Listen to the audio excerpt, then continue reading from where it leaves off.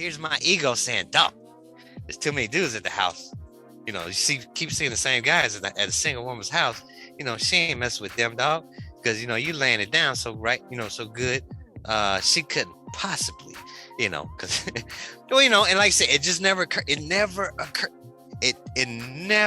occurred to me. It never occurred because I was naive to the game. I wasn't a player. I was just a player that they pulled out of the stands. I wasn't even on the bench. You know what I'm saying? I wasn't qualified. I wasn't qualified. I wasn't qualified. You wasn't qualified. You weren't certified. I wasn't certified, nor was I qualified. So moving forward, you know, the unfortunate thing was, okay, she got pregnant. Okay, let me back up and tell this story. Because this is how stupid I was. I was stupid, right?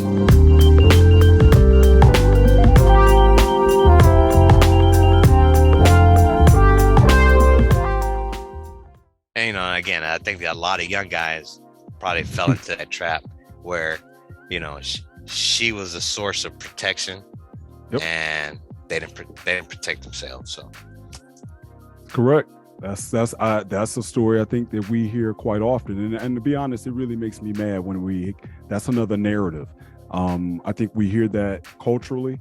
I can certainly say I've heard that said in the church many times over the years. Yeah, that guy is going to say that he loves you, but he doesn't want to protect yourself. But as many men have said, you know, especially men that get around, and one guy said it the best: I've never been with a woman that pulled out a female condom, never. And oftentimes, no matter how many different forms of birth control that exist out there, it's amazing that, you know, you only got two shots. You either got some serious pullout game or you wearing a condom if you're a guy.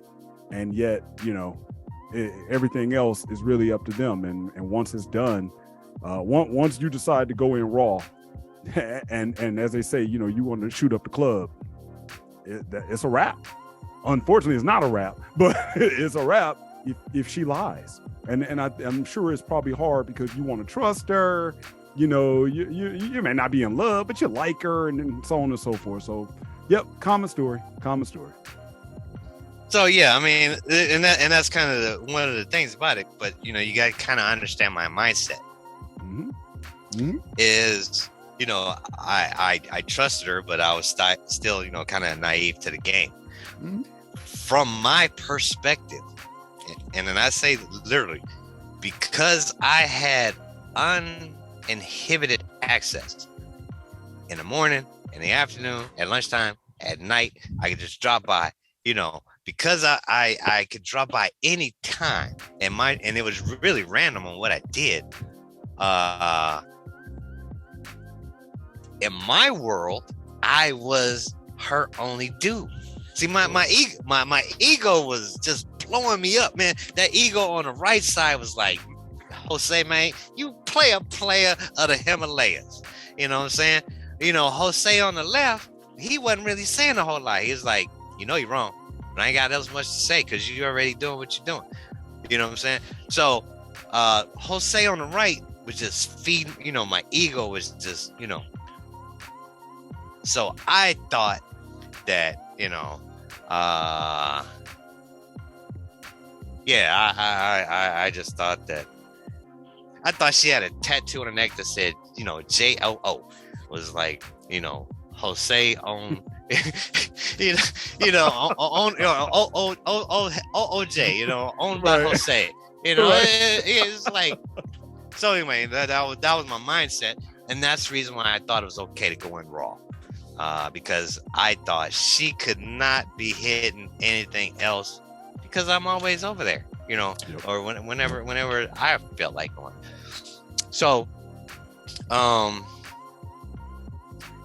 so we were doing this for a few months, and there was always the understanding, at least on you know, I thought that, hey, look, you know, we're adults and we're taking advantage of a situation, but when my family comes, this stops. Now, that's when that should have been another red flag because she kind of elevated her game. Yep. Because I was really taking control away from her by saying, hey, you know, in X amount of days or X amount of weeks or whatever, you know, my family's going to be here and we're done. You know, our playtime is over. Right. So here's kind of what happened. And this is the reason why I brought in the whole Korea thing. We're talking about the friendship zone. The day before, I was supposed to go pick up my children. And then again, you know, I'm talking about accountability, responsibility, and I feel crappy for, you know, some of the stuff that done, you know. But the day before I was supposed to get my children, or leave to go get my children, I was going to go see her one last time. Except I got a phone call. Remember the young lady from Korea? So I get a phone call in the middle of the night, and she's like, Jose, can you come over? And I'm like, what's going on? And she's like, somebody's been banging on my door in the middle of the night, and I'm scared. I'm like, I'm on my way, because here comes Jose Save-A-Hope. You know, exactly. But it was legitimate concern, you know. Like I said, she had absolutely no reason to call me.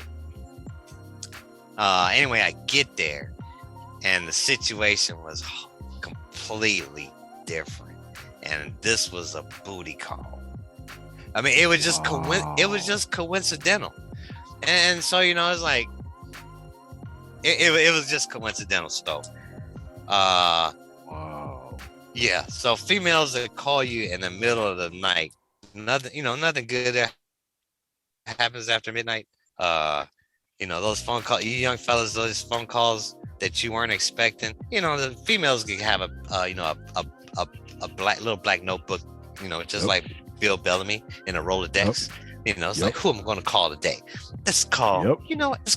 I was just wondering. Okay, but you know. So yeah. Anyway.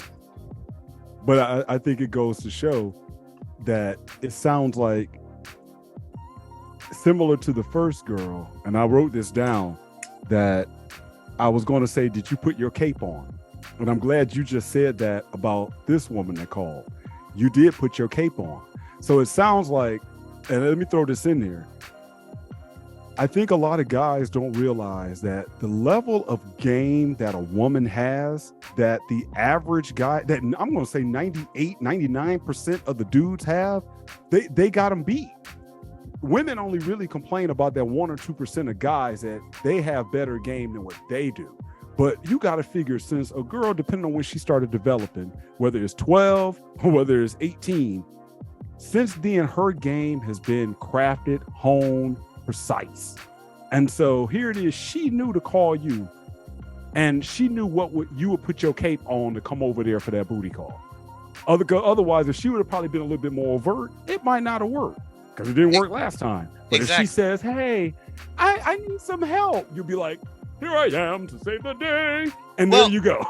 Well, see, the thing about it, and I will say this to all the fellas out there that have children. The best thing that can happen to a man is to have a daughter. And you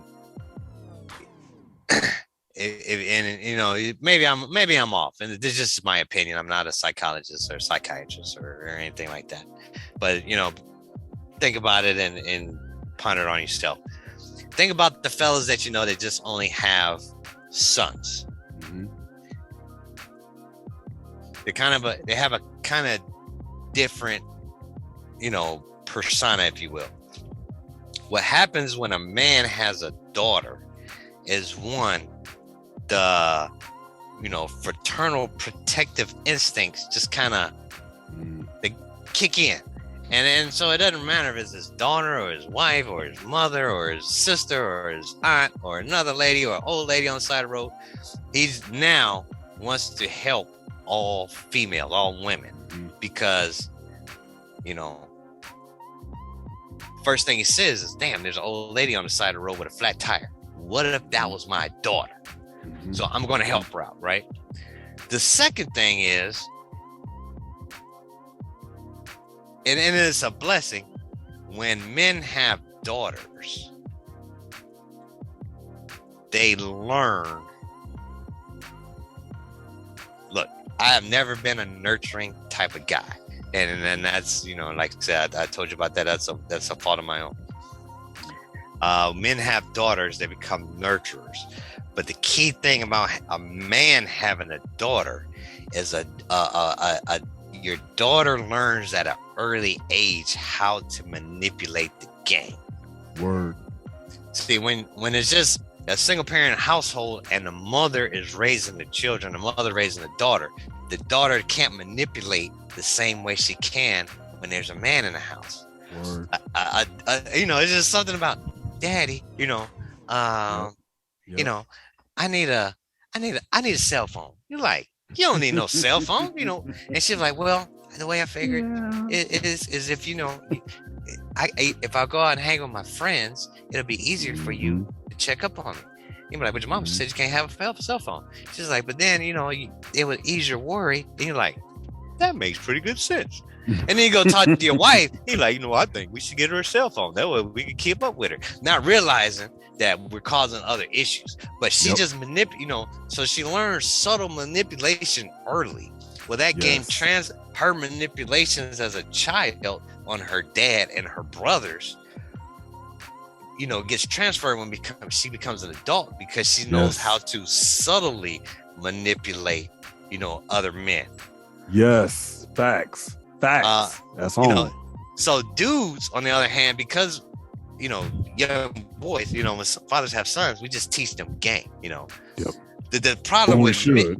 Right. Well, we should. Maybe we don't have game, so we can't teach them. I tried to teach my son game, but I just had to teach him there's no game. Right. But I think the thing about it is, men don't know their feelings. They have to learn their feelings. Yes. Okay. So, and then, like I said, this chick taught me a lot about myself. So anyway, so she manipulated me. She manipulated both of them. They manipulated me. Anyway, moving forward. So basically, I said, now I have dismissed Patricia for this other chick. Keep in mind, I'm going to get my family, the next day. And so, I ride out. Well, Patricia's salty because I was supposed to be with her last night, and I went and hung out with this other chick, and they knew each other, and it was not a good thing. So now we're done, right?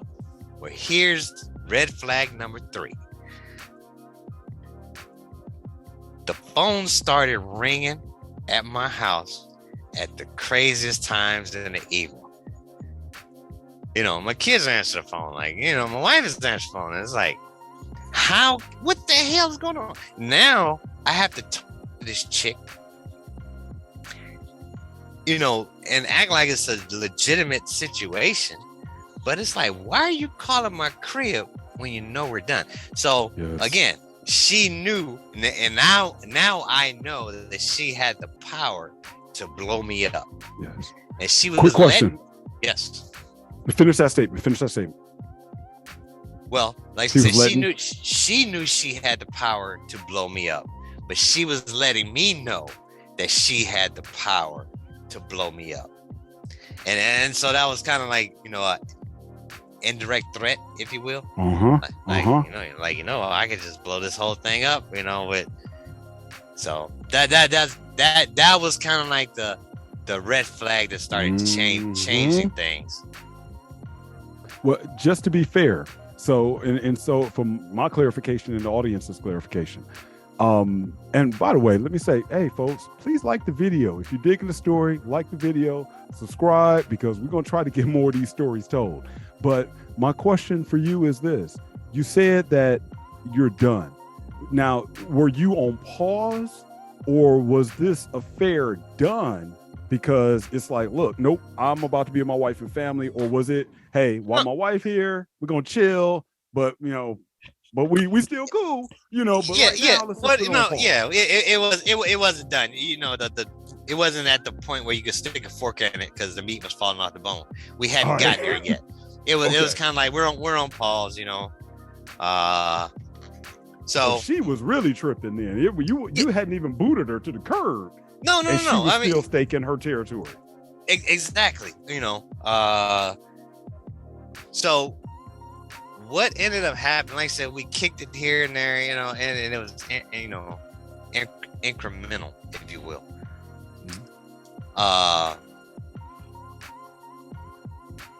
So at some point,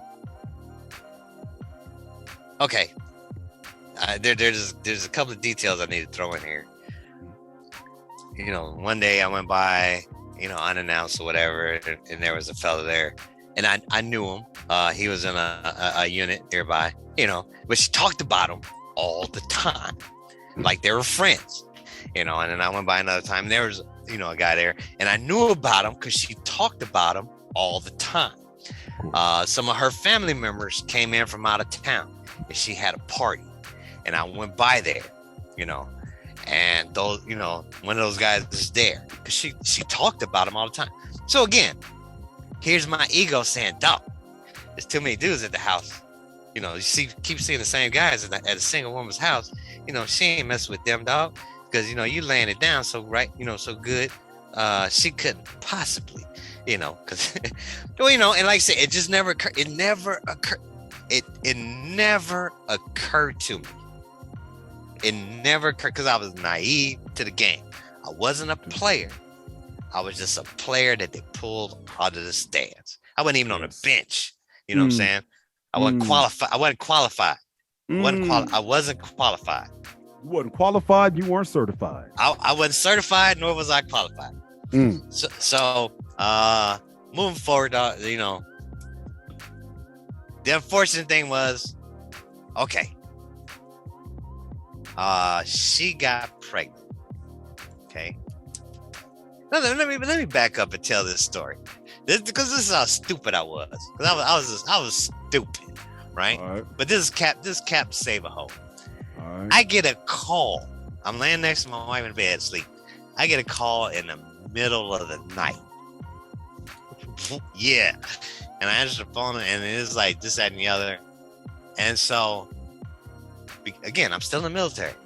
So the only way I can justify this phone call was to say that there was some military emergency with a junior enlisted soldier that I needed to go address, right?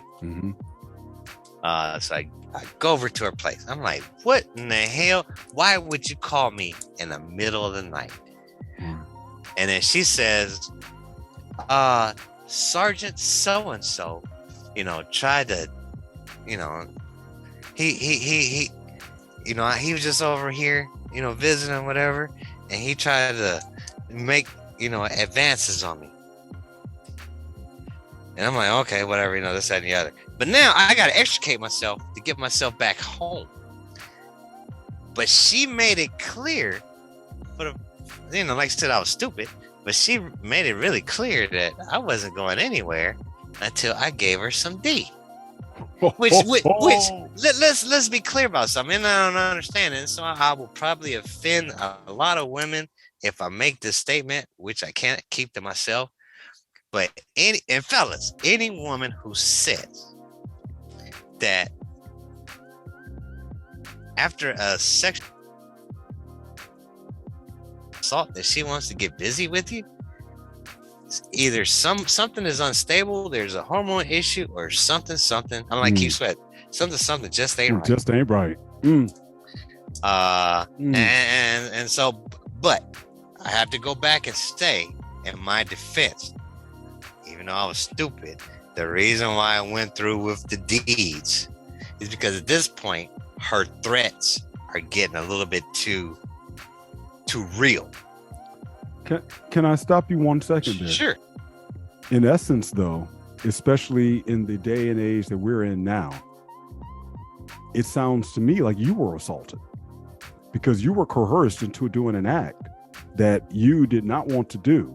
And this would be no different than if we were talking about Bill Cosby, Harvey Weinstein, or any other male that has a woman inside his office. And he said, look, you're going to have to go ahead and do some things to get this role.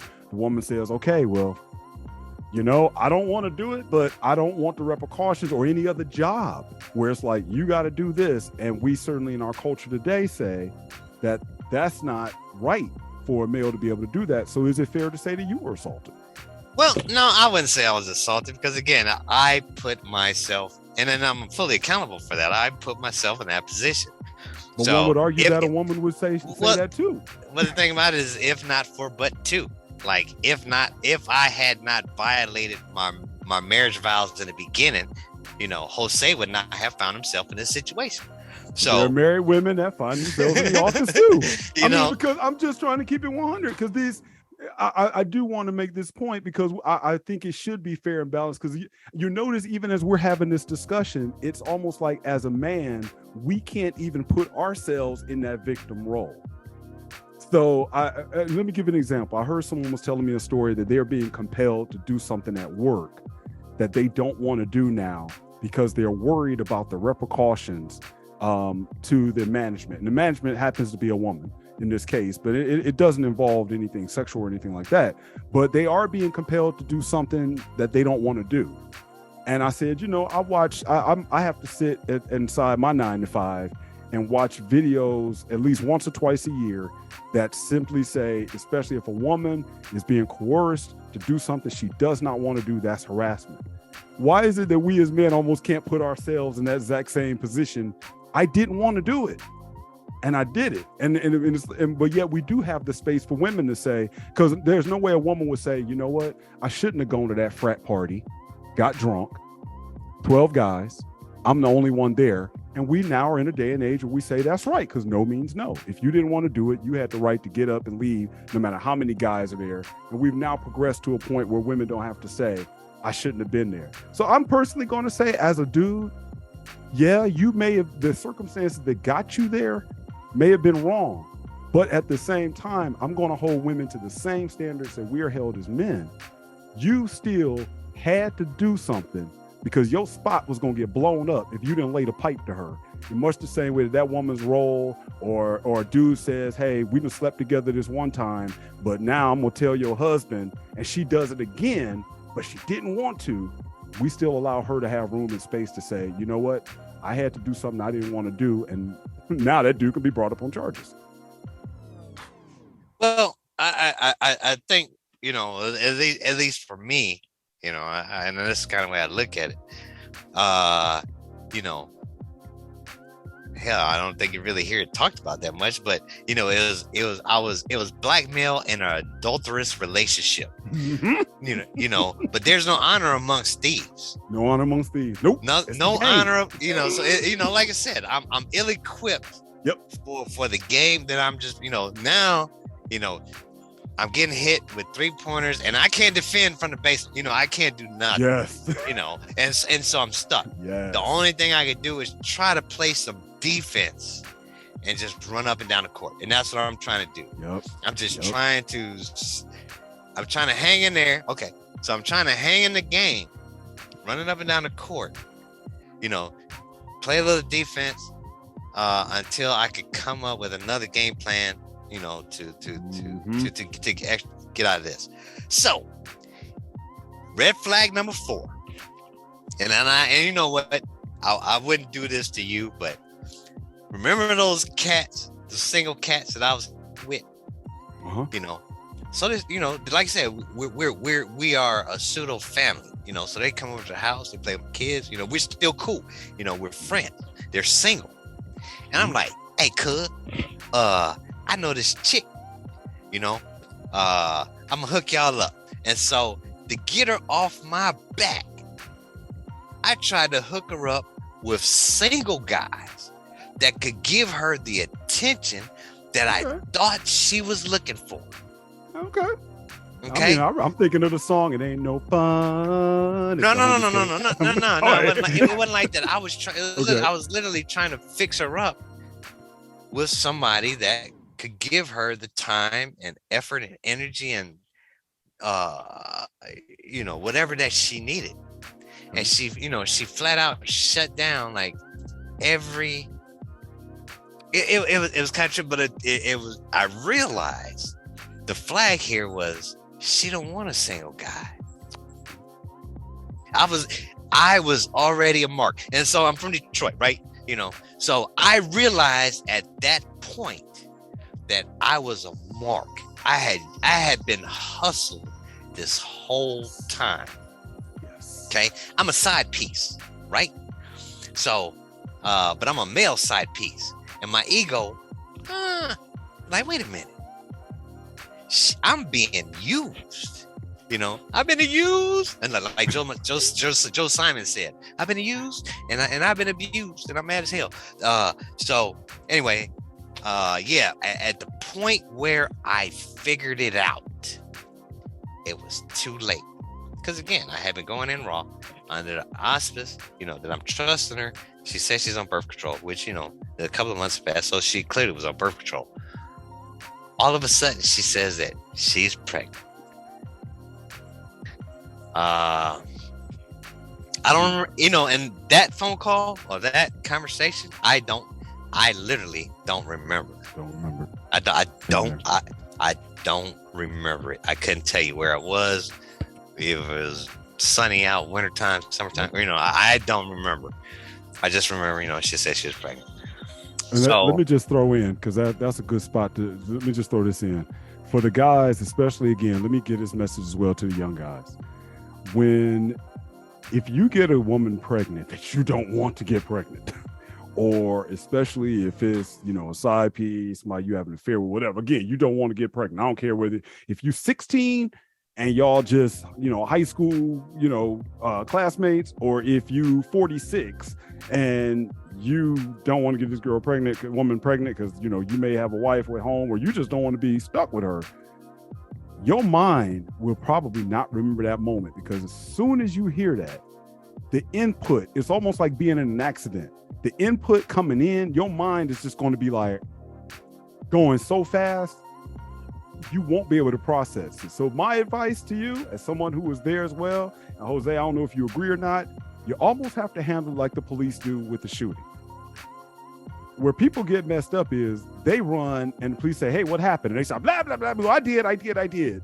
But if it's the police that shoot somebody, they have about 24 hours to process it, get the events right, get their thoughts together, and then go do a report. Because with us, if you start talking and you say some things and you haven't processed that, number one, if it's in the case of like a police thing, it's going to come back to bite you, because you're probably not going to remember it exactly the same way. And now, you got a testimony. It's like, well, last time you said, but this time you said.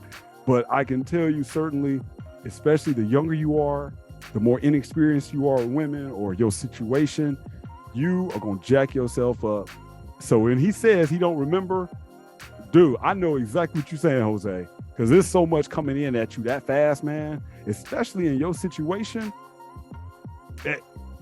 I hate to say it was a traumatic event, but in a way it was. Well, and then the reason why I say it was a traumatic event, and and then I apologize for getting long-winded with the details early on, because we hadn't even got to the good stuff yet. We're on the tip of the iceberg. All right, but you got to understand my mindset. I meet this chick.